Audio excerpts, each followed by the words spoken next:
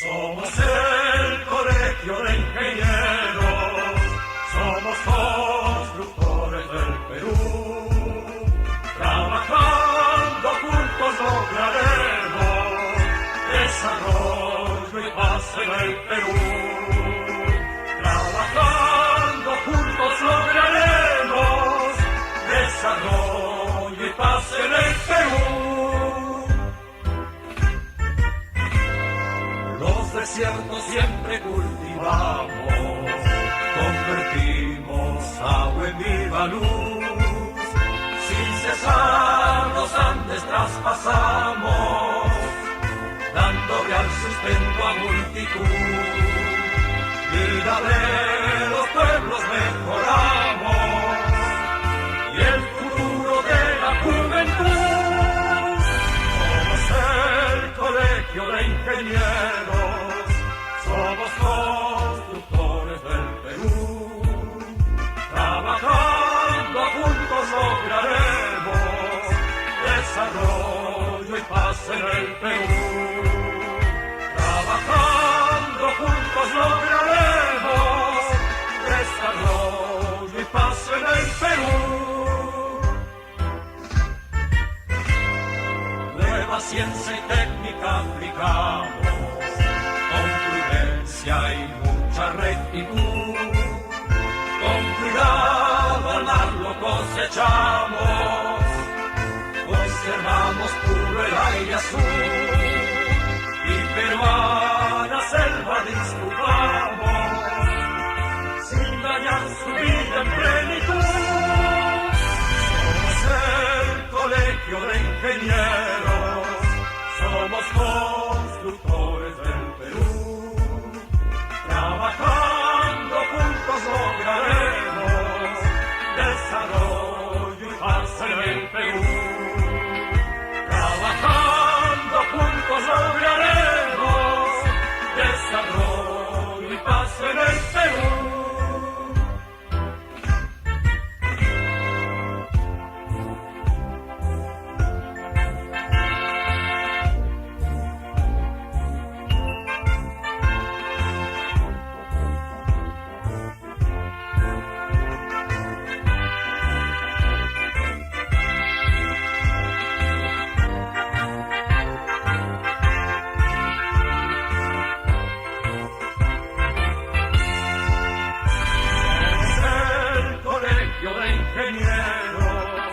Somos constructores del Perú. Trabajando juntos lograremos desarrollo y paz en el Perú. Trabajando juntos lograremos desarrollo y paz en el Perú. Trabajando juntos lograremos desarrollo y paz en el Perú.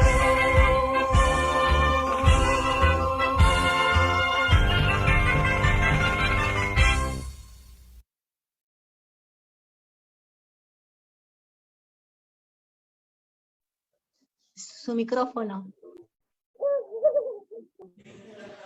Buenas noches, les saluda la ingeniera Karina Canales. El día de hoy tenemos la conferencia Oportunidades de Mejora en Bases de Consultoría de Obra, a cargo de la ingeniera Mónica Laurencio. La ingeniera Mónica Laurencio es ingeniera civil de la Universidad Nacional de Ingeniería, magíster en gestión pública de la Universidad del Pacífico, cuenta con experiencia en contratación, ejecución y supervisión de obras públicas, así como en seguimientos y monitoreo de proyectos y asesoría gubernamental en el sector construcción. También es consultora del Ministerio de Economía y Finanzas. Adelante, ingeniera Laurencio. Un gusto tenerla acá. Muchas gracias por la invitación. El día de hoy voy a compartir con ustedes este tema denominado Oportunidades de Mejora en Bases de Consultoría de Obra. El objetivo de este tema es compartir las oportunidades de mejora relevantes en la elaboración de las bases de consultoría de obras. En primer lugar, he colocado un video sobre las consecuencias de un deficiente requerimiento. Este video lo extraí de una capacitación del aula virtual del OCE que se brindó el día 25 de agosto. Como saben, el aula virtual del OCE constantemente está capacitando de manera gratuita a todos los ciudadanos y emiten constancias también gratuitas. Vamos a escuchar entonces este video. Una pregunta, los cuales eran cuáles podrían ser los efectos que podrían conllevar la elaboración de un requerimiento deficiente. En estricto tenemos 3 escenarios que podrían ser los efectos de un requerimiento deficiente. En principio sería una dilación del procedimiento, ya que mientras más deficiencias, mientras más errores, se podrían generar más consultas u observaciones que podrían conllevar a que la entidad prorrogue el plazo para su absolución y por lo tanto se dé una dilación del procedimiento, ¿no? Afectando la oportuna satisfacción de la necesidad. O, por ejemplo, en el caso que se establezca requisitos excesivos en el requerimiento, podría ser que ningún participante cumpla con estos requisitos y por lo tanto la entidad se vea en la necesidad de declarar desierto el requerimiento y por lo tanto no cumplir con la satisfacción de la necesidad. Asimismo, y en relación con lo anteriormente mencionado, es la inadecuada satisfacción de la necesidad. Al no establecer claramente los requisitos o las características del bien que pretendo contratar, estaría afectando la adecuada satisfacción de la necesidad, porque mi requerimiento no va a responder a lo que realmente quiero y por lo tanto no va a poder efectuarse una satisfacción correcta. Y finalmente, las controversias en la ejecución contractual. En caso las características en el requerimiento o condiciones no se encuentren de manera clara, esto podría llevar a que el contratista tenga inconvenientes con la entidad, ¿no? Ya que las reglas no estaban de manera clara dentro del requerimiento y por lo tanto no pueda cumplir. Bien, como nos dice el organismo supervisor de las contrataciones del Estado, existen 3 consecuencias negativas cuando hay un requerimiento deficiente, las cuales son la dilación del procedimiento, la inadecuada satisfacción de la necesidad y las controversias en la ejecución contractual. Vamos a empezar recordando los tipos de consultores de obra. Bueno, según el anexo de definiciones de reglamento, son 3. Aquellos que elaboran expedientes técnicos de obra, aquellos que supervisan la elaboración de expedientes técnicos de obra y aquellos que supervisan obras. Antiguamente, este segundo tipo, los que supervisan la elaboración de expedientes técnicos de obra, no eran considerados consultores de obra.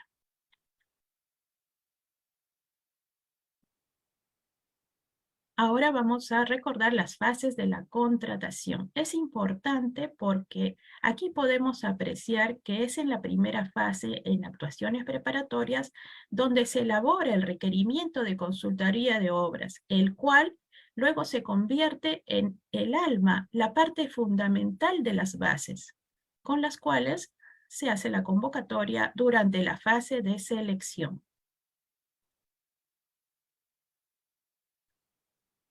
¿Qué nos dice la definición de base estándar? Es el documento elaborado y aprobado por el OCE de uso obligatorio que contiene la indicación de la información mínima que deberá ser provista a los postores en calidad de reglas del procedimiento de selección, ¿no?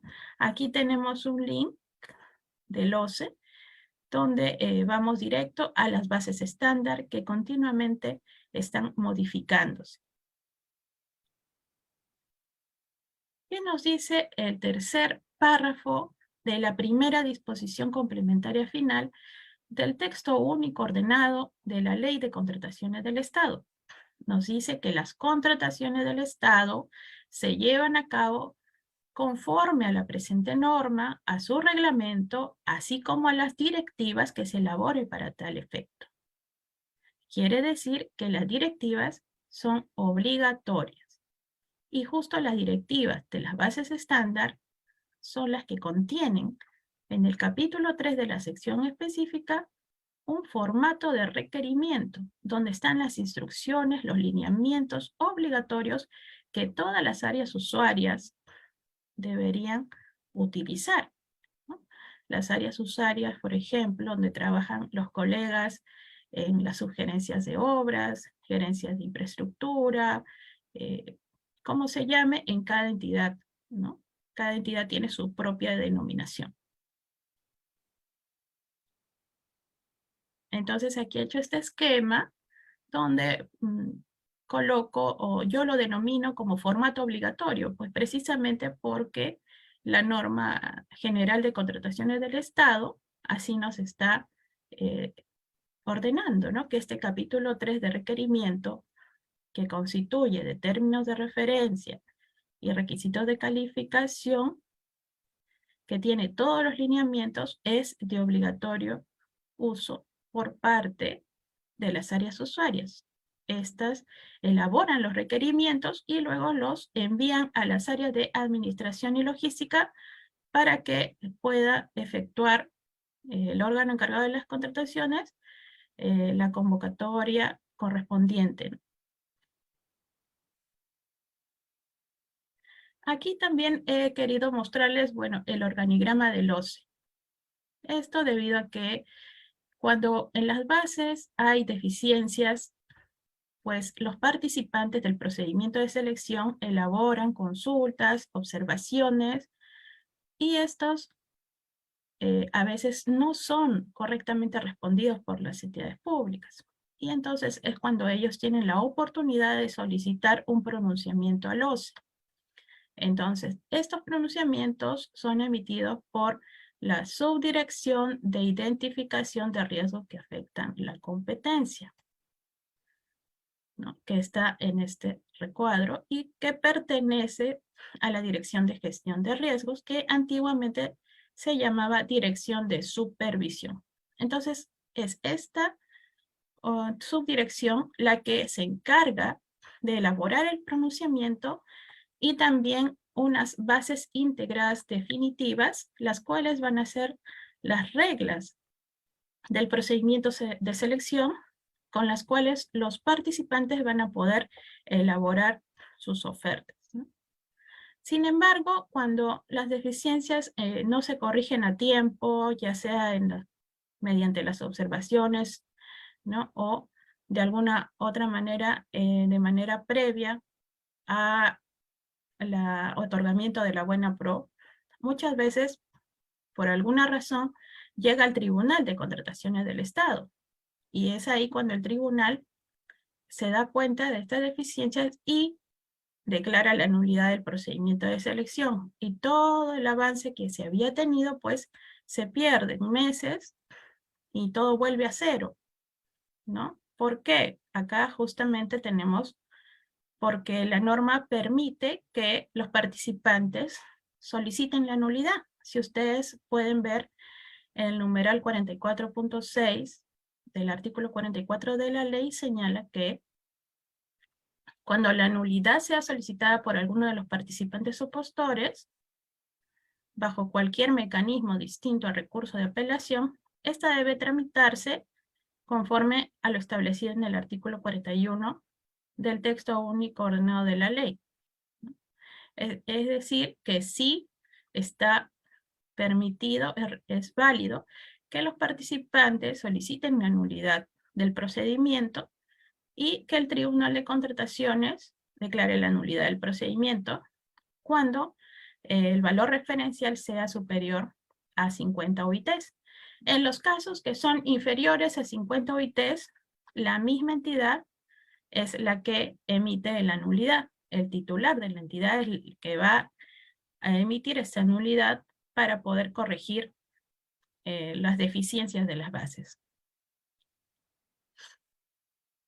Entonces es por ello que, dada esta problemática en el sentido de que a nivel nacional se continúan cometiendo errores, a veces reiteradamente, los mismos errores. Es por ello que vi por conveniente hacer estas 10 oportunidades de mejora, ¿no? A modo de que reflexionemos, de que hagamos un alto y pongamos a ver por qué estamos fallando, qué estamos haciendo y cómo podemos mejorar, porque todo es mejorable, ¿no? Entonces, la primera oportunidad de mejora es utilicemos los formatos preestablecidos, ¿no? Que era lo que les estaba comentando, que las bases contienen en el capítulo 3 de la sección específica, las bases estándar, ahí nos habla sobre el requerimiento, ¿no? Entonces, este viene a constituir un formato obligatorio, porque las bases estándar son aprobadas con una directiva, y las directivas habíamos mencionado que son obligatorias. Entonces aquí tenemos este esquema que había hecho, y de repente es conveniente que entremos al link para que ustedes puedan visualizar, ¿no? A ver, voy a dejar de compartir un rato y vamos a entrar al link de las bases estándar. A ver. La directiva, aquí está, número 1 del 2019, que ha sufrido una última modificación el 14 de junio del 2022, del presente año. Y aquí podemos apreciar las bases vigentes. Tenemos en el numeral 6, la base es estándar de concurso público para la contratación del servicio de consultoría de obra. Entonces allí se descarga la base estándar, ¿no? A ver, vamos a mostrar una base estándar, ¿no? Entonces, estas bases estándar ya lo he descargado, ¿no? Y aquí tenemos el capítulo 3 del requerimiento, ese requerimiento. Y tenemos ahí el 3.1, como decía en el esquema, ¿no? Que son los términos de referencia, donde aquí están las condiciones generales, ¿no? Y en el 3.2 tenemos los requisitos de calificación. ¿Y qué nos dice aquí? Importante, ¿no? De conformidad con el numeral 29.8 del artículo 29 del reglamento, el área usuaria es responsable de la adecuada formulación del requerimiento, debiendo asegurar la calidad técnica y reducir la necesidad de su reformulación por errores o deficiencias técnicas que repercutan en el proceso de contratación. Cuando he estado asesorando a entidades, ya sea en Lima o en provincias, he visto que muchos colegas desconocían, ¿no?, que existía este formato que se encuentra dentro de la base estándar. Entonces han estado, bueno, hasta el momento en que les dije, trabajando unos términos de referencia a su libre criterio, sin tener en cuenta estas consideraciones generales, condiciones específicas, ¿no? Donde aquí está la especialidad, la categoría del consultor, la que debe tener, qué condiciones tienen que tener el consorcio, el personal. Por ejemplo, cuando es un proyectista, tiene que estar el jefe del proyecto. Obviamente, esta es la denominación que da el reglamento en el artículo 188. Tiene que estar el supervisor, obviamente, ¿no? Cuando es una supervisión, ¿no? Y inclusive da precisiones específicas que se deben de cumplir, ¿no? Que son obligatorias, pues precisamente porque así lo determina la norma, que todas las directivas son de uso obligatorio, ¿no? Entonces, cada entidad también tiene sus propias directivas. Sin embargo, la directiva que manda es esta, en obras, obviamente, consultoría de obras, bajo la norma de contrataciones del Estado, Ley 3225, es la que manda, son estas bases estándar, ¿no? Esta directiva es la que manda. ¿Ok? Inclusive aquí están las penalidades que deben aplicarse, ¿no? Porque hay varias penalidades que son obligatorias. Entonces, y aquí tenemos cuando hay supervisiones o consultorías por paquete y otras consideraciones, ¿no? Y en el 3.2 tenemos los requisitos de calificación que están más dirigidos al postor, ¿no? A la empresa en sí misma. Bien, entonces vamos a continuar con el PPT que teníamos acá.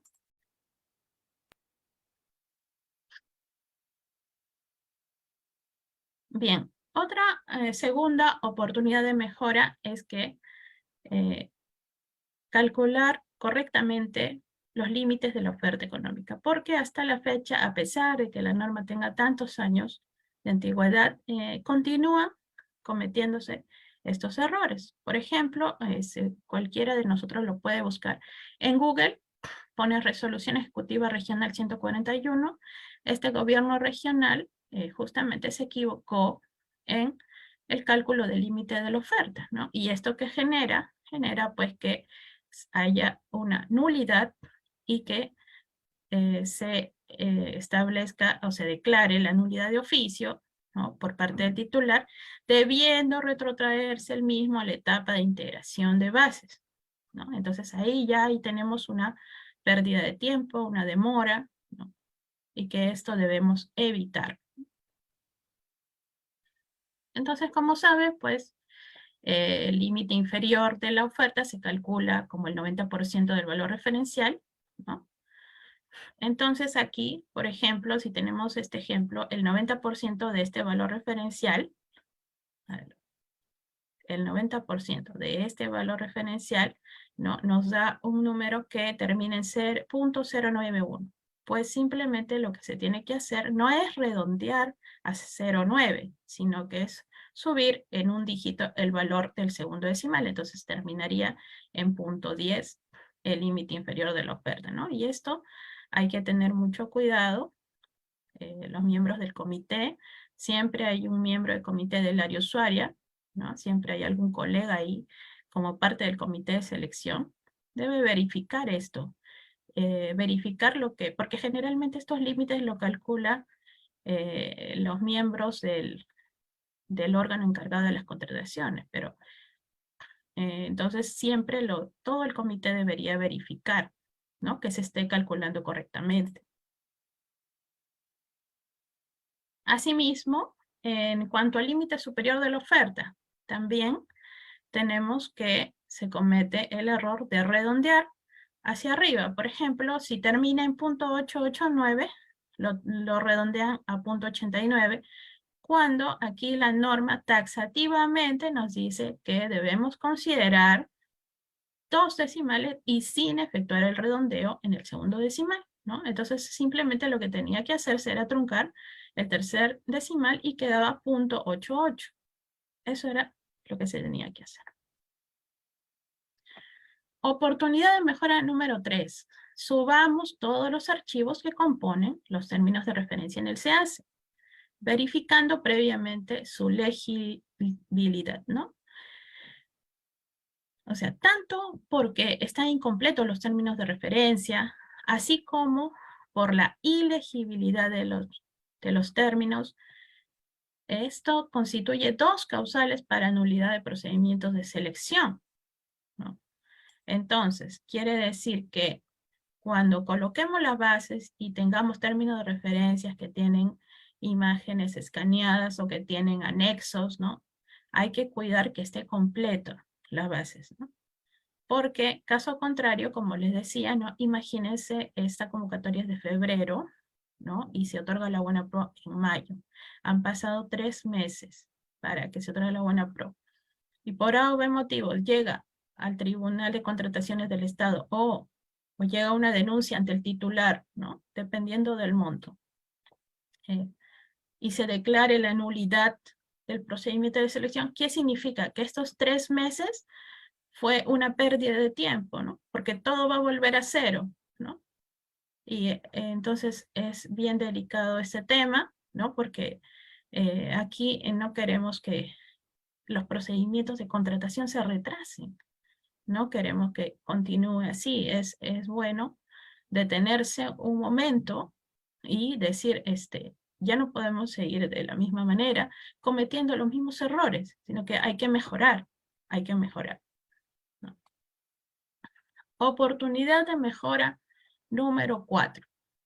Tenemos ahí que debemos consignar en los requisitos de calificación aquel equipamiento consignado como estratégico, teniendo en cuenta los términos de referencia. como les había mostrado en un esquema anterior, ¿no? Teníamos que la base estándar contiene el requerimiento y este requerimiento en consultoría de obras se subdivide en términos de referencia y requisito de calificación. Resulta que en los términos de referencia a veces colocan, por ejemplo, que necesitan 2 drones y un esclerómetro, pero los requisitos de calificación ponen como equipamiento estratégico otra cantidad u otros equipos, ¿no? Y esta incongruencia también es una deficiencia que no debe suceder, ¿no? Ese tipo de incongruencias también es un error frecuente y que hay que evitar. Oportunidad de mejora número 5. Consignemos el plantel profesional clave en concordancia con el presupuesto de la consultoría de obra. La concordancia, ¿no? Aquí he colocado que la entidad debe incorporar en las secciones pertinentes de las bases la información concordante con el expediente de contratación, con el presupuesto de la consultoría de obra, la información relacionada a la documentación con la que se acreditarán los requisitos para la admisión, los requisitos de calificación, los factores de evaluación y la documentación para el perfeccionamiento del contrato. ¿Qué es lo que sucede en la práctica? En la práctica sucede que el presupuesto, por ejemplo, tiene 10 profesionales, pero en las bases piden 20. Entonces, los otros 10, nadie sabe de dónde salieron.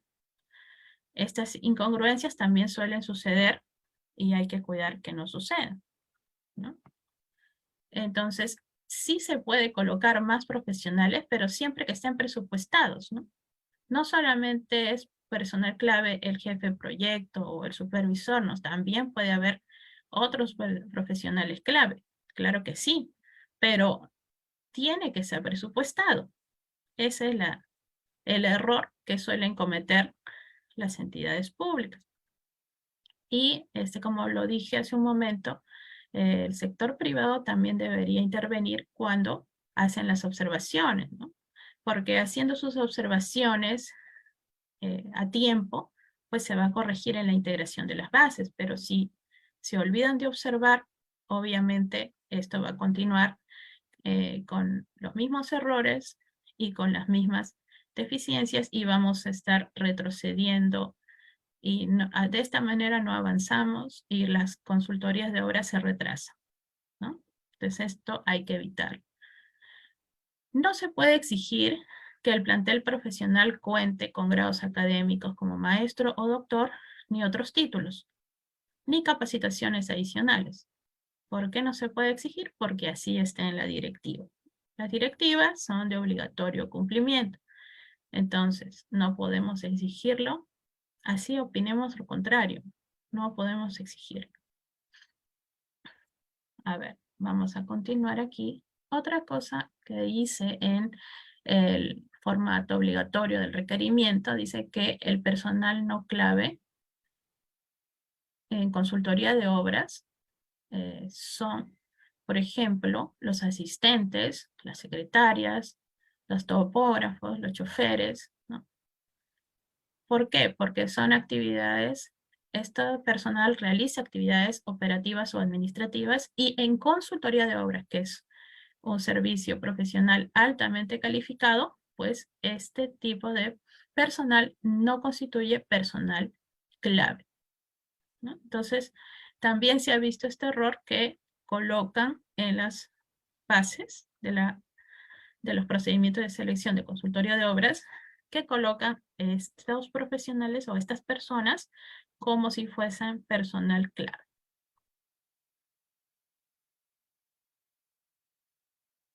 Otra oportunidad de mejora importante es respetar la obligatoriedad de la utilización de las fichas de homologación. Para los que aún no las han visto, pues les comento que en julio del año 2019, el sector construcción y saneamiento aprobó 20 fichas de homologación referidas a proyectos de saneamiento para el ámbito urbano. Seguidamente, en el año 2020, aprobó 11 fichas más, esta vez referidas a los perfiles profesionales de proyectos de saneamiento para el ámbito rural. Y el año pasado aprobó 4 fichas de homologación de requisitos de calificación del plantel profesional clave para consultoría de obras y ejecución de obras de pavimentación de vías urbanas. Entonces, estas fichas de homologación tienen que incorporarse en las bases cuando se trate de este tipo de obras.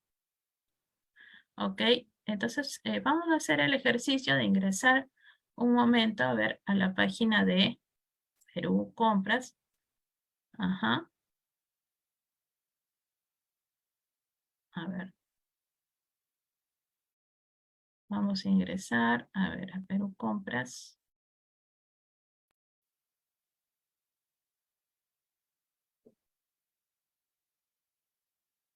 Aquí tenemos la página de Perú Compras, ¿no? Donde nos dice qué es y cómo funciona la homologación, ¿no? La homologación es un proceso mediante el cual las entidades del Poder Ejecutivo que formulan políticas nacionales y o sectoriales uniformizan las características técnicas y o requisitos de calificación de los requerimientos en general relacionados con el ámbito de su competencia.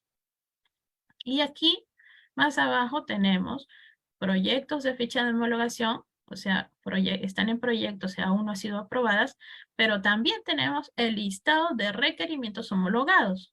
Y justamente ahí tenemos fichas de homologación aprobadas vigentes. Entonces, si nosotros ponemos aquí consultoría, que es lo que nos ha reunido el día de hoy aquí, entonces podemos ver que el resultado son 20 fichas de homologación aprobadas vigentes. Entonces, estas 20 fichas, como les comentaba, se ha sacado una resolución ministerial por año. Por ejemplo, en el 2019 salió la resolución ministerial 228 y aquí tenemos, pues, por ejemplo, esta ficha de homologación es para consultoría de supervisión de obras de saneamiento urbano tipo E, ¿no? Entonces, así lo va clasificando el Ministerio de Vivienda tipo D, tipo C, tipo B, tipo A, ¿no? Luego, el 2020 sacó otra resolución.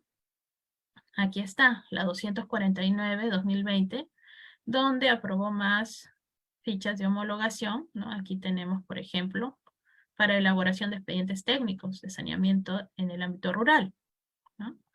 Luego tenemos aquí que el año pasado se emitió la resolución ministerial 146-2021, ¿no? Y por ejemplo, aquí tenemos perfil del personal clave para el servicio de consultoría de supervisión de obras de pavimentación de vías urbanas para el procedimiento de selección por concurso público. Entonces aquí, si vamos a contratar una supervisión de obra mediante concurso público, tenemos que descargar esta ficha de homologación e incorporarla en las bases. ¿Ok? Si estamos en el área usuaria, claro, colegas, tenemos que incorporarla en el requerimiento, porque el requerimiento va luego a formar parte de las bases en su integridad, ¿no? Entonces, si somos ingenieros del área usuaria, tenemos que incorporar en nuestros términos de referencia, en nuestro requerimiento, estas fichas de homologación. Bien, continuamos entonces con la presentación.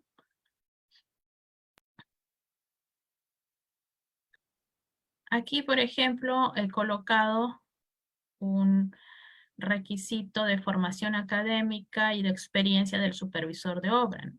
Por ejemplo, aquí le piden que sea ingeniero civil y que tenga 36 meses de experiencia, ¿no? ¿Qué pasaba cuando no había fichas de homologación en este tipo de obras? Obviamente, lo que pasaba es que cada entidad pedía, por ejemplo, un municipio pedía 2 años de experiencia, otro 5 años de experiencia, otro 10 años de experiencia, otro 25 años de experiencia, ¿no? Y para una obra similar, del mismo tamaño, O sea, no había ninguna diferencia en cuanto a la especialidad y al tamaño de la obra. O sea, era casi lo mismo. Pero al supervisor le pedían una diversidad de experiencias en cada municipio, en cada gobierno, en cada entidad pública. Y esto es lo que se logra con la homologación, es que ya nadie puede precisar a discrecionalidad la experiencia que se le ocurra, sino que es 36 meses y punto, ¿no?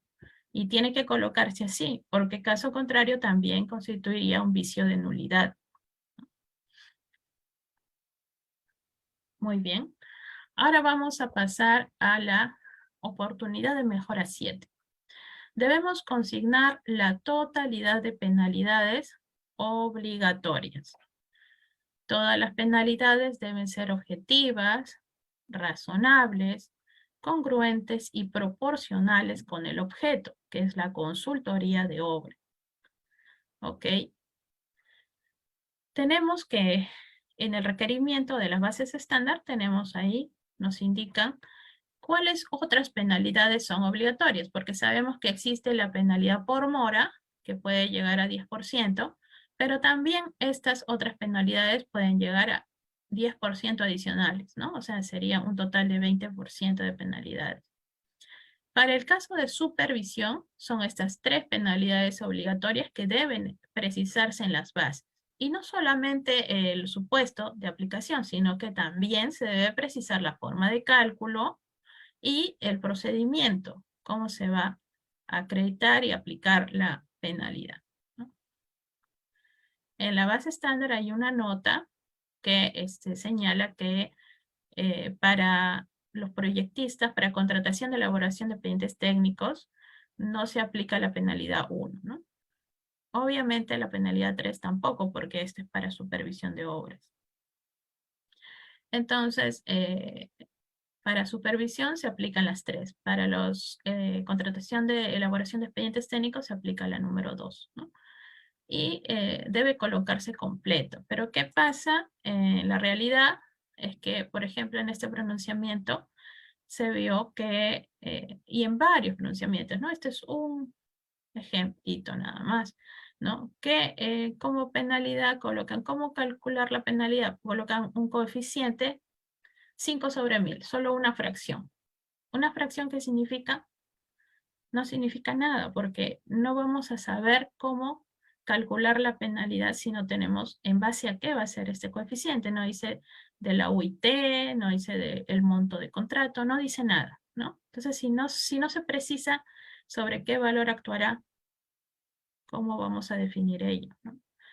Entonces, en estos casos, lo que tengo entendido, el OCE remite un documento a la entidad y la entidad le precisa, ¿no? Y entonces ya el OCE puede elaborar la base integrada definitiva de manera correcta, ¿no? También hay otros errores, por ejemplo, que la entidad duplica la penalización, porque la misma penalidad la redacta de 2 formas distintas, pero al final quiere decir lo mismo. Entonces, obviamente, en el pronunciamiento se dispone que se elimine una de ellas. La oportunidad de mejora 8. Asegurémonos que en los términos de referencia se haga alusión a la supervisión y evaluación permanente del desarrollo de la gestión de riesgos, implementada por el ejecutor de obra.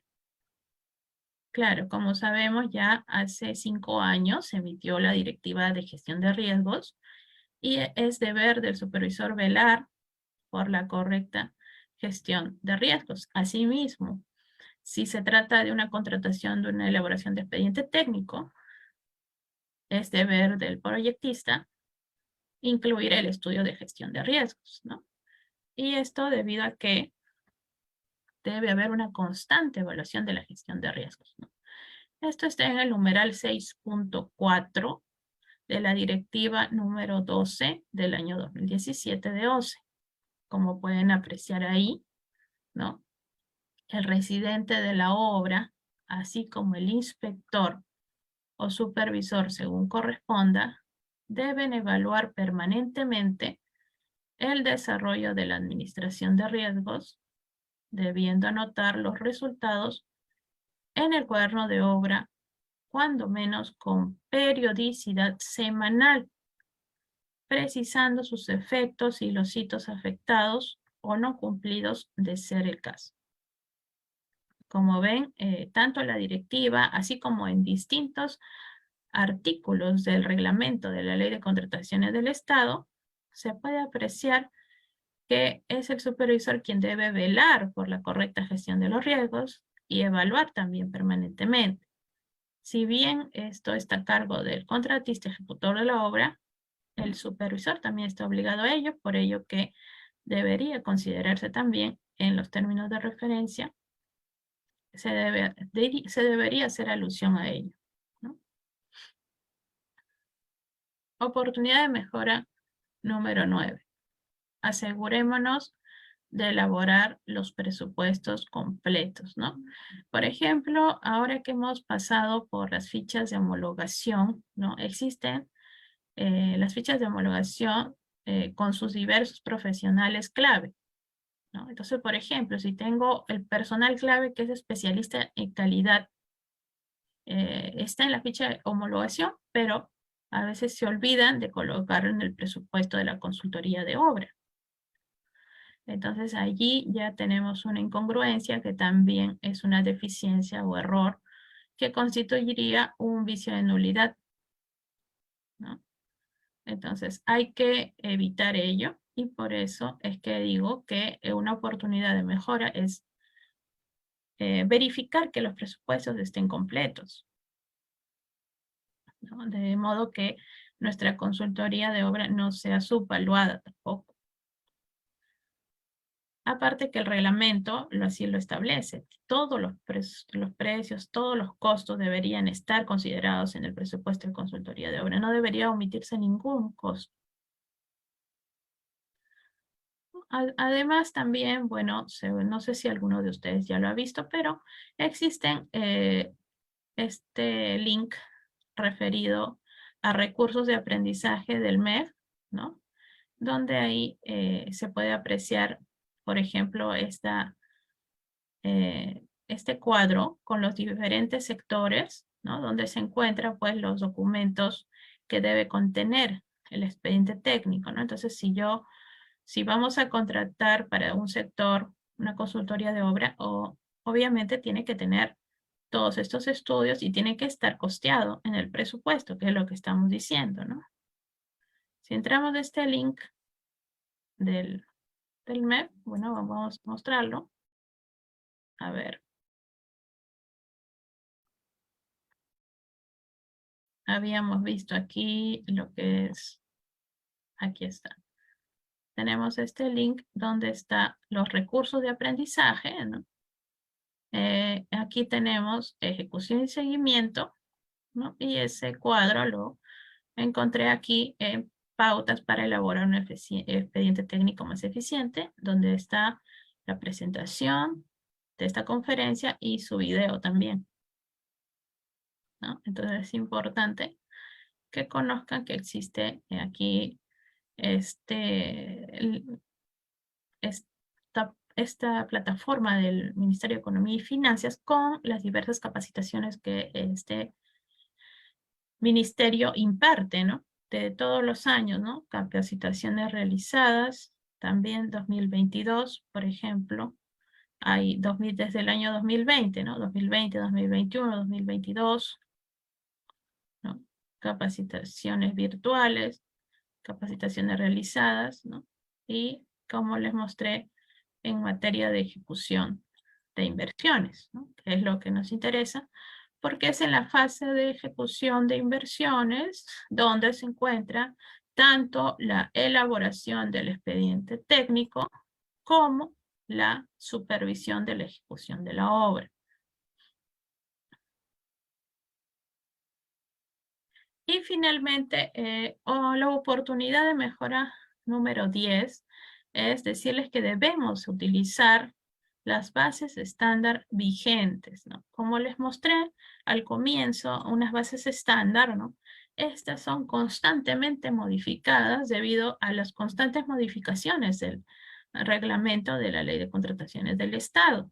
Entonces, como está, por ejemplo, estas bases estándar aprobadas el año 2019, han sido 13 veces ya modificadas.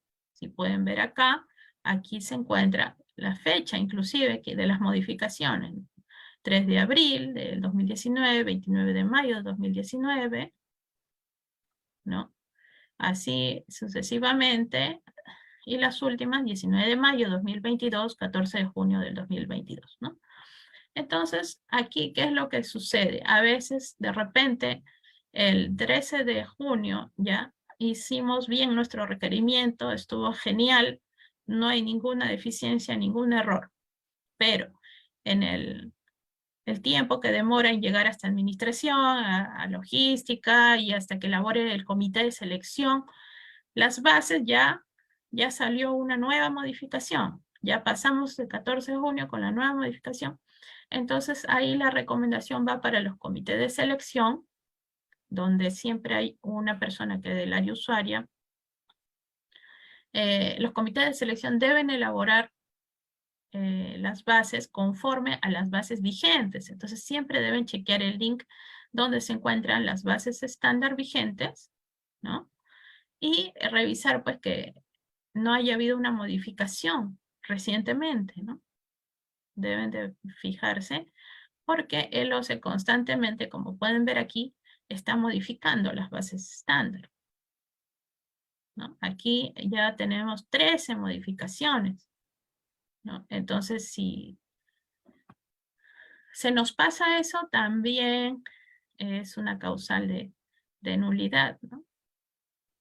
Y bueno, esto es una preocupación para el OCE, ¿no? Que las entidades públicas estén constantemente, a veces, retrasando los procedimientos innecesariamente, ¿no? Porque todo es transparente, las bases estándar están ahí, los recursos están, las fichas de homologación están publicadas desde hace años, las directivas, la directiva de gestión de riesgos está publicada desde el año 2017, ¿no? O sea, todo está publicado de manera transparente. Sin embargo, las entidades por alguna razón no lo utilizan, no lo emplean o se olvidan, y al final esto ocasiona muchos retrasos, ¿no? Hay casos que una obra o una consultoría puede demorar años en contratarse, y esto es una preocupación que no solo debería ser del OCE, sino debería ser de todos, ¿no? Porque a todos nos interesa nuestro país, a todos nos interesa que las contrataciones sean eficientes, se hagan céleres, ¿no? Porque debe llegar el servicio, debe llegar la obra, debe llegar el bien al ciudadano. Eso es lo que todos deberíamos buscar, que todos deberíamos estar enfocados, concentrados y trabajar en pro de eso, tanto el sector público como el sector privado, mirando siempre, apuntando en esa dirección, ¿no? Y evitando retrasos innecesarios, ¿no? Bueno, a todos los ingenieros siempre nos han remarcado, nos han recalcado cuando estudiamos la carrera que debemos dar solución, que debemos ser eficientes, que debemos ser céleres. Entonces, para nosotros, creo que es más duro ver esta realidad, ¿no? Cuando un comité o un servidor público diga, ¿cuál es tu logro de fin de año? Mi logro de fin de año es haber declarado tres veces nulidad del mismo procedimiento de selección. Eso es incomprensible para un ingeniero civil, ¿no? O sea, que siempre está enfocado en lograr resultados, que siempre está enfocado en lograr las metas, ¿no? Entonces, bueno, esa es la reflexión, queridos participantes, que quería compartir el día de hoy. Y bueno, estoy atenta para las preguntas que me puedan hacer sobre lo que he expuesto, ¿no? El día de hoy. Ingeniera, hay una pregunta del ingeniero Ramiro indica si la homologación es obligatoria para la integración de las bases en el proceso de selección. Ya, no solo para la integración, sino que la ficha de homologación se tiene que incorporar desde antes de la convocatoria. O sea, vamos a mostrar acá la diapositiva que había mostrado al comienzo para que se vean las fases de la contratación. Justamente tengo una diapositiva aquí que dice las fases de la contratación, ¿no? Aquí está. Las fases de la contratación tenemos que en la fase de actuaciones preparatorias se elabora el requerimiento. Luego, en la fase de selección, se elaboran las bases y se convoca, ¿no? Y después, a mitad de esta fase de selección, viene la integración de las bases, ¿no? Entonces, me dice, en la integración de las bases, no, inclusive antes, acá, en las actuaciones preparatorias, antes de la convocatoria, en nuestro requerimiento, que es formulado por el área de obras, allí el ingeniero o persona que se encargue de elaborar este requerimiento, es aquí donde debe incorporar en su requerimiento la ficha de homologación, para que cuando este requerimiento llegue a las bases, pues los señores del comité solamente lo que hacen es incluir tal cual la integridad del requerimiento que ya contiene la ficha de homologación en las bases. Ingeniera, a nombre del capítulo de Ingeniería Civil, le otorgamos un certificado por la participación del día de hoy. Muchísimas gracias. Gracias a ustedes, de verdad. Gracias también el día de hoy a los participantes. Nos vemos muy pronto. Hasta luego. Hasta la próxima.